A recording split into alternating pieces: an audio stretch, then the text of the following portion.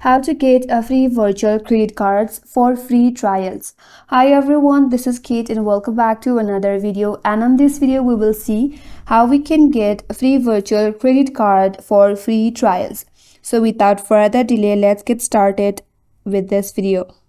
So first of all, open up your preferred browser and navigate to the search bar, and there type in freevcc.online. Now you'll be taken to this official web page which will allow you to create or get the free virtual card which you can use for free trials. If you navigate at the top right there, you will have two buttons, either to sign up or to sign in. If you don't have an account yet, you can simply register by clicking on the sign up button, and then you have to provide all your details. So from here, go to register and then provide all your details and click on sign up. Now using this account, you can simply log in into freevcc.online. Once you're logged in, now you'll be taken to their dashboard where you can view all the information regarding your free virtual card.